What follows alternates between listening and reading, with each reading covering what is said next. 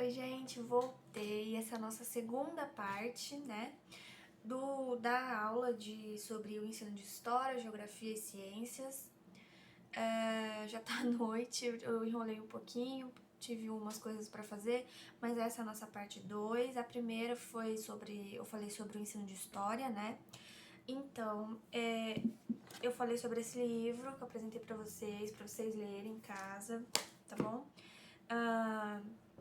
Agora eu vou falar sobre o ensino de geografia nos anos iniciais do ensino fundamental e depois eu entro com vocês sobre o ensino de ciências. E sobre o ensino de geografia também tem esse aqui, ó, esse livro, né, da Uninter. Então, se vocês quiserem ler depois, né, é bem importante. Então, a gente vai falar sobre isso hoje, né? Metodologia e prática do ensino de geografia nas séries iniciais, tá bom? O que é, né, a geografia? Bom, a geografia, ela estuda as relações entre o processo histórico que regula a formação das sociedades humanas e o funcionamento da natureza, por meio da leitura do espaço geográfico e da paisagem. Isso está de acordo com as PCNs, né, os Parâmetros Curriculares Nacionais, que a gente viu, né, se não me engano, não lembro qual aula que foi, mas a gente falou sobre os Parâmetros Curriculares Nacionais, eu acho que foi a terceira aula, né. O primeiro foi DCN, depois BNCC, depois PCN. Eu só vou ver aqui, que eu esqueci de abrir a PCN, mas eu vou falar certinho pra vocês, né?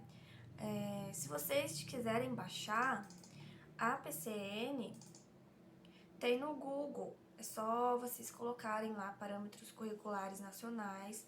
E eu acho que eu tenho aqui, ó. Se alguém quiser, né?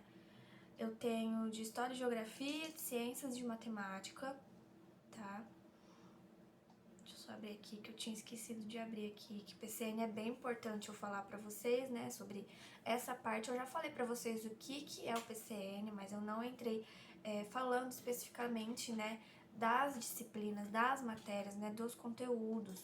E como a gente tá falando hoje aqui tem História e Geografia, né, as PCNs elas são separadas por volumes, né, e cada volume fala de uma matéria. Então, por exemplo, os parâmetros curriculares nacionais vai do primeiro à quarta série, e tem do volume 1 ao 10. E do volume 2 ao 6 trata das áreas de conhecimento, né, que é a língua portuguesa, matemática, ciências naturais, história, geografia e arte. E Educação Física também, o volume 7. Volume 8, 9 e 10 é sobre a apresentação dos temas transversais e ética, meio ambiente e saúde e pluralidade cultural e orientação sexual. Que lembra que eu falei pra vocês o que eram os temas transversais? Então, os temas transversais é a ética, meio ambiente, saúde, pluralidade cultural e orientação sexual. Então, os PCNs, eles entram e falam mais a fundo sobre isso. Então, se vocês quiserem baixar depois, tem tudo na internet, tá? Eu vou ver aqui, a história. Eu vou achar aqui pra vocês. Só vou dar uma pausa. Aqui, peraí. Bom, então, aqui eu tava tendo toda uma parte de história, né? E agora, como a gente tá falando da geografia, eu vou falar pra vocês o que a PCN fala sobre a geografia, tá? Eu vou ler aqui pra vocês, tá na apresentação, tá? Sobre o volume de geografia, né? Então, eu vou falar aqui pra vocês. A geografia, né, na proposta dos PCNs, que são os Parâmetros Curriculares Nacionais, tem um tratamento específico como área, né? Então, a geografia ela é uma área específica do conhecimento, uma vez que oferece instrumentos essenciais para a compreensão e intervenção na realidade social. Por meio dela, podemos compreender como diferentes sociedades interagem com a natureza na construção de seu espaço, as singularidades do lugar em que vivemos, o que o diferencia e o aproxima de outros lugares e, assim, adquirirmos uma consciência maior dos vínculos afetivos e de identidade que estabelecemos com ele. Também podemos conhecer as múltiplas relações de um lugar com outros lugares, distantes no tempo e espaço, e perceber as marcas do passado no presente. Vocês podem ver que, né, a geografia e a história elas têm uma relação. O documento de geografia propõe um trabalho pedagógico que visa a ampliação das capacidades dos alunos do ensino fundamental, de observar, conhecer, explicar, comparar e representar as características do lugar em que vivem e de diferentes paisagens e espaços geográficos. A primeira parte descreve a trajetória da geografia como ciência e como disciplina escolar, mostrando suas tendências atuais e sua importância na formação do cidadão. Apontam-se os conceitos, os procedimentos e as atitudes a serem ensinados, para que os alunos se aproximem e compreendam a dinâmica desta área do conhecimento, em termos de suas teorias e explicações. Na segunda parte, encontra-se uma descrição de como pode ser o trabalho com essa disciplina para as primeiras 4 séries, apresentando objetivos, conteúdos e critérios de avaliação. No final, o documento traz uma série de indicações sobre a organização do trabalho escolar, do ponto de vista didático. Nas orientações didáticas, os princípios e os procedimentos de geografia são apresentados como recursos a serem utilizados pelo professor no planejamento de suas aulas e na definição das atividades a serem propostas para os alunos. Então, essa aqui é a nossa PCN, é isso que trata a geografia na PCN, né? Então, ela vai ser dividida em primeira parte e segunda parte. Eu não tô com a primeira parte aqui, mas eu tô com o slide, tá?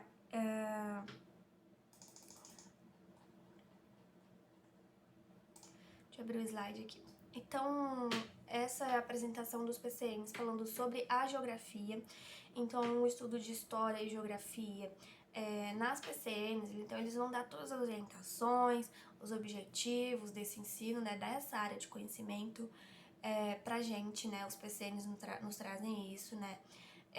Então, vocês podem ver que a geografia é uma área de conhecimento muito importante para todos nós, então deve ser trabalhada muito bem no ensino fundamental. Bom, então, né, a geografia, de acordo com os PCNs, estuda as relações entre o processo histórico que regula a formação das sociedades humanas e o funcionamento da natureza por meio da leitura do espaço geográfico e da paisagem. Isso é as PCNs. O que é o território, né? O território, elas são as parcelas do espaço identificadas pela posse.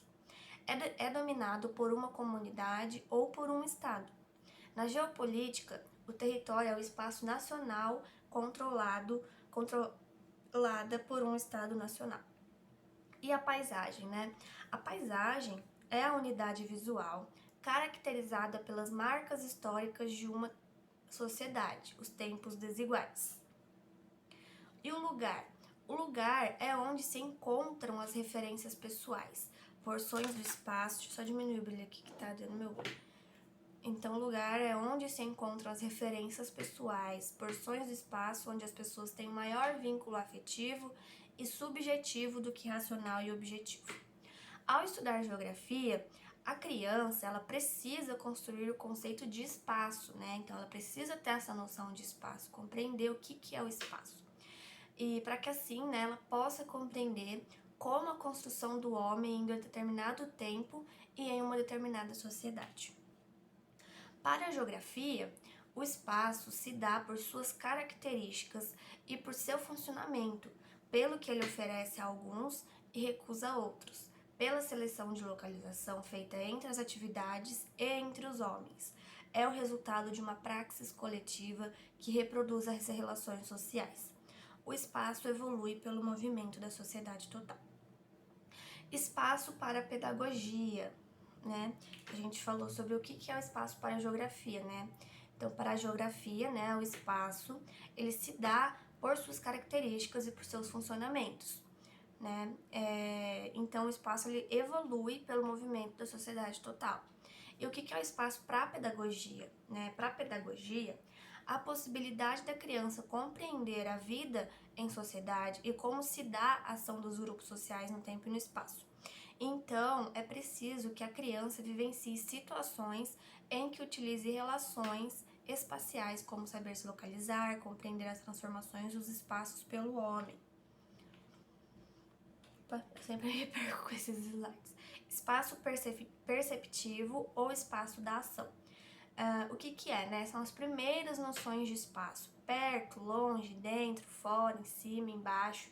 Então, a criança, ela precisa explorar o espaço como o próprio corpo, né? Ela precisa ter esse espaço de percepção, né? Esse espaço da ação. Precisa conhecer o seu próprio corpo, ter as noções de espaço, saber o que é perto, saber o que é longe, saber o que é dentro, fora, em cima, embaixo, saber se localizar, saber falar assim, vai lá fora, vai lá dentro, pega aqui em cima, é ali embaixo, saber o seu corpo, né, explorar o espaço, né, explorar seu corpo para saber onde ele se encontra, enfim, entender o espaço, né, ter esse espaço perceptivo, né, espaço da ação. Tem o espaço representativo, né, que é quando a criança ela se torna capaz de substituir uma ação por um símbolo, né? Como, por exemplo, o percurso de casa até a escola. Ela consegue representar, né? Fazer um desenho de como é o percurso da sua casa, né? Até a escola. Enfim, então esse é o espaço representativo, né? A criança, ela se torna capaz de substituir, né, essa ação por um símbolo, né? Então essa ação que ela faz todos os dias de sair da casa dela para ir para a escola, ela já consegue se identificar assim no espaço. Como que é o espaço, né? Como que é essa representação do espaço que eu faço todos os dias, né? Da ação de sair da minha casa até para a escola. Então a criança ela consegue se localizar, então ela sabe, ela tem essa noção e consegue desenhar, né, fazer o percurso.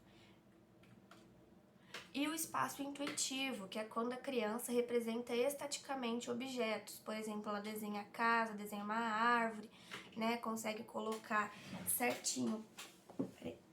Ela consegue, por exemplo, fazer um desenho em que ela coloca certinho os espaços. Por exemplo, ela consegue colocar a grama embaixo da casa, a casa em cima da grama, a árvore do lado da casa e as nuvens, o sol em cima. Então ela tem esse espaço, né?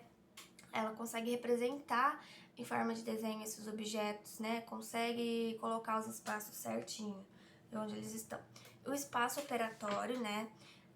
É a capacidade de fazer representações móveis reversíveis, né? Por exemplo, o labirinto, uma atividade labirinto que a gente dê para as crianças. Então, o espaço, né, ele é para a criança um mundo quase impenetrável. Sua conquista ocorre aos poucos, né, à medida que for atingindo alterações quantitativas de sua percepção espacial e uma consequente transformação qualitativa. Dos 4 até aproximadamente 7 anos, a criança tem como referencial de localização espacial o seu próprio corpo, né? Então, dos 4 até os 7 anos, ela usa o seu próprio corpo como referência do espaço, né? Então, os objetos que estão longe ou estão perto dela, então ela tem como referência o seu corpo. Depois dos 7 anos, ocorre uma descentralização e a passagem do egocentrismo infantil tem um enfoque na realidade, né? Por exemplo, a mesa da professora está mais perto dela do que em relação ao coleguinha, entendeu? Então ela tem essa percepção, né, da realidade. Ela já passa a observar as outras pessoas, né? Ela não tem só o focado nela, né? Porque dos 4 até os 7, ela usa o seu próprio corpo como referência. Mas depois dos 7 anos, ocorre essa descentralização, né? Então, a criança, ela passa a olhar para os outros, então ela tem essa referência. Por exemplo, ela olha para a professora e pensa, poxa, a minha coleguinha está mais perto dela, a carteira, né, onde minha colega está sentada está mais perto da professora, a outra está mais longe. Então, ela tem essa noção com os outros, né, depois dos 7 anos. Com a interiorização da relação espacial, a criança ela passa a desenvolver a noção de coordenadas. Essas coordenadas, elas consistem em situar objetos uns em relação aos outros, né? Englobando o lugar e o seu deslocamento, que chamamos de reversibilidade. Exemplo, né? Executar juntamente com o aluno uma reflexão sobre a posição de casas, de árvores e prédios comerciais em relação ao trajeto de casa, escola e escola-casa. Perdão. Então, é somente a partir dos 11 e 12 anos que a criança é capaz de situar objetos independente de sua própria posição. Por exemplo, a porta está à direita da lousa, né? E também ela entende os movimentos da Terra, rotação e translação.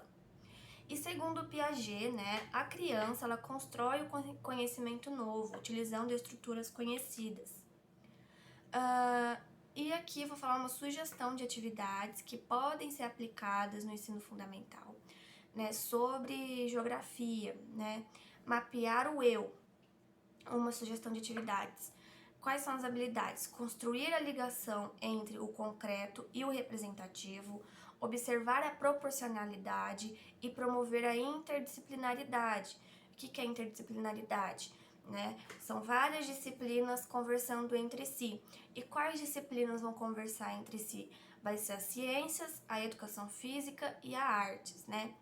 Então, essa foi uma sugestão. Agora a outra é a sala de aula. Vai ser construída uma maquete da sala de aula.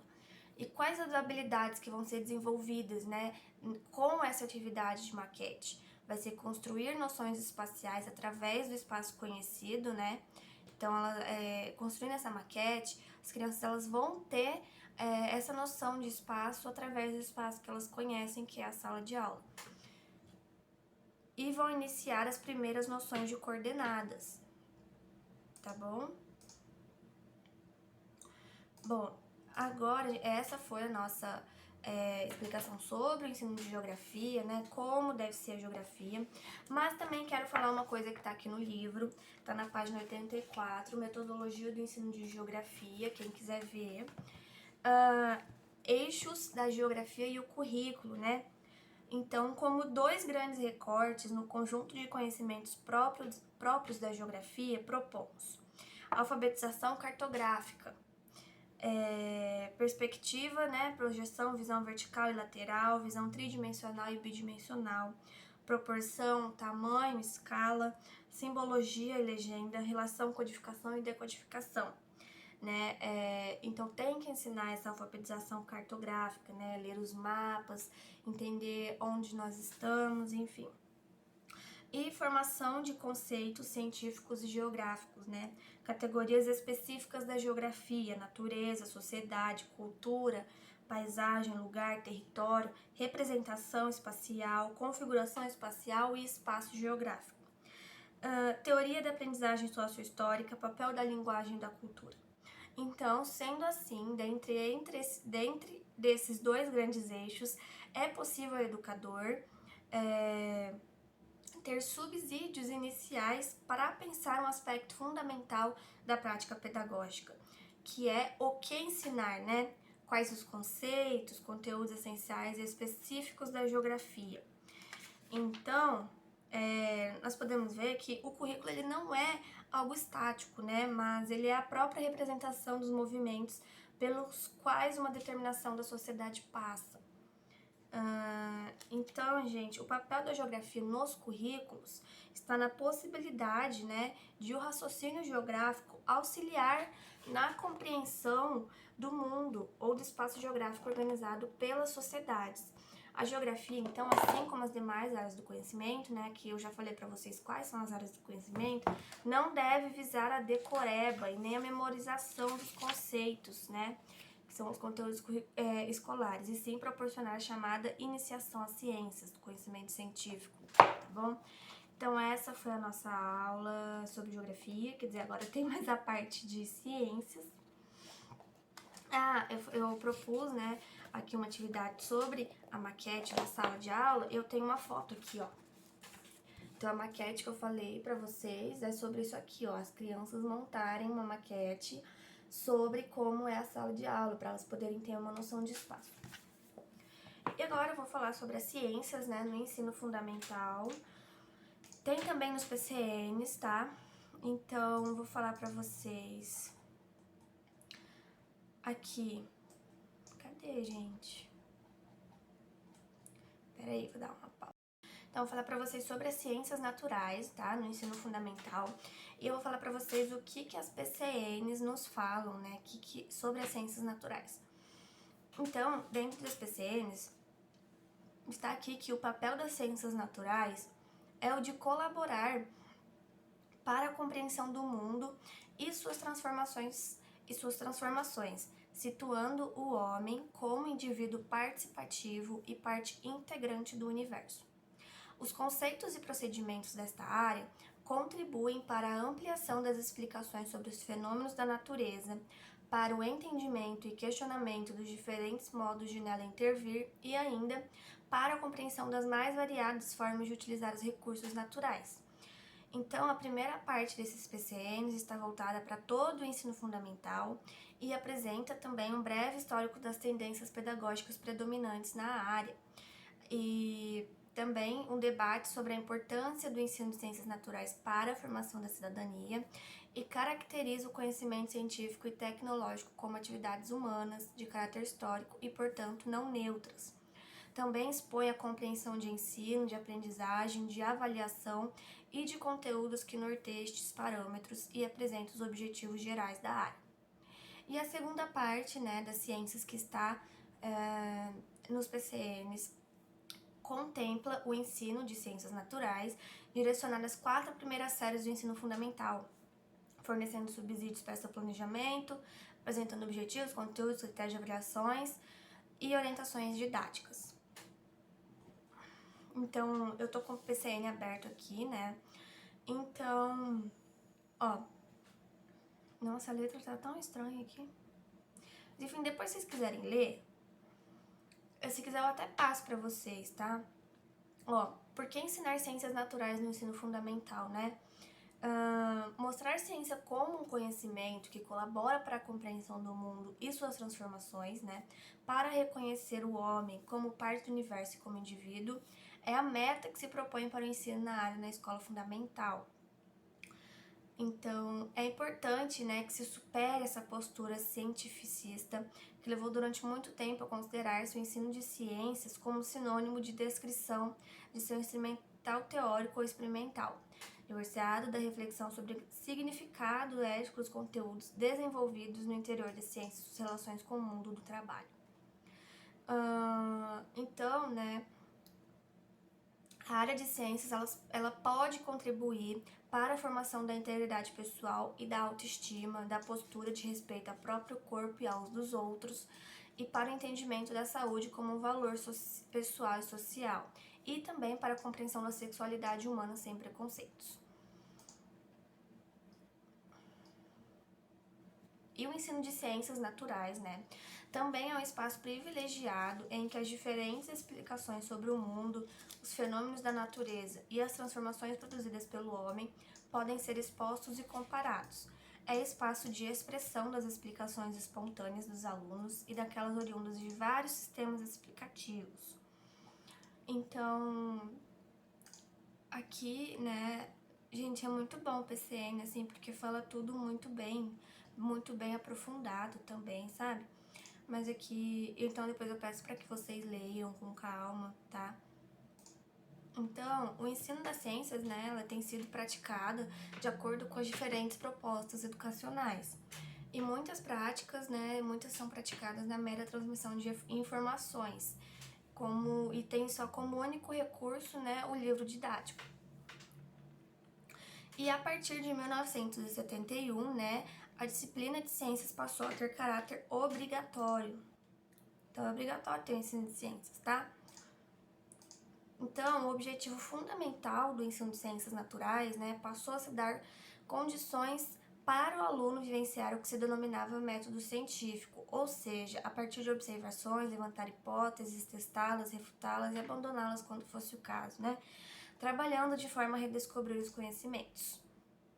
Então, hoje, né, o ensino de ciências ainda é trabalhado em muitas salas de aula, não levando em conta nem sequer o progresso relativo que essa proposta representou.